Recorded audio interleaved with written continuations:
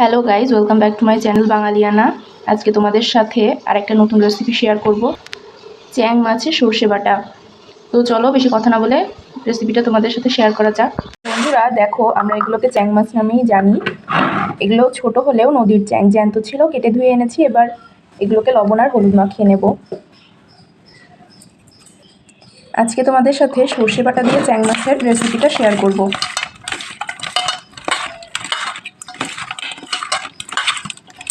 এবার মাছগুলোকে রেখে দেবো।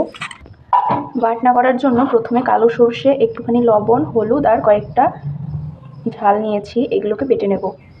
দেখো বন্ধুরা, সর্ষেটাকে বেটে নিয়েছি। কড়াইতে প্রথমে পরিমাণ মতো তেল দিয়ে মাছগুলোকে ভেজে নেব।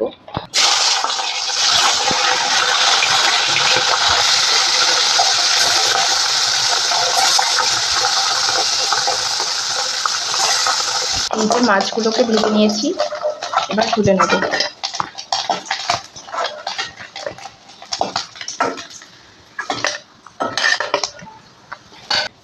এবার এই তেলের ভেতরে কিছুটা সর্ষের তেল দিলাম।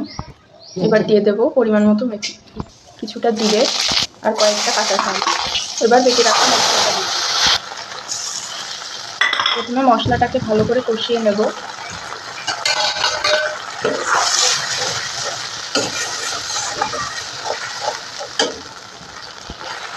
পরিমাণ মতো লবণ আর হলুদ দিয়ে মশলাটাকে কষাবো।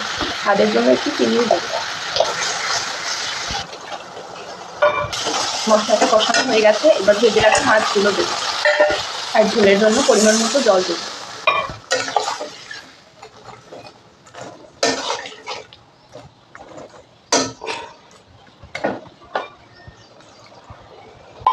এবার ঢাকা দিয়ে রেখে দেব। দেখো বন্ধুরা, মাছগুলো সিদ্ধ হয়ে গেছে। এবার উপর থেকে কিছু কাঁচা লঙ্কা ছড়িয়ে দেব।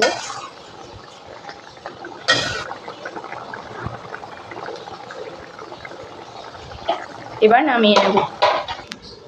অনেকেই চ্যাং মাছ খুব একটা পছন্দ করে না, নাম শুনলেই নাক সিটকায়। এভাবে তোমরা করে খেয়ে দেখতে পারো, মাছ ভেজে সর্ষে বাটা দিয়ে। এত দারুণ লাগবে না, যাদের একদম অপছন্দ তারাও খুব তৃপ্তি সহকারে খাবে।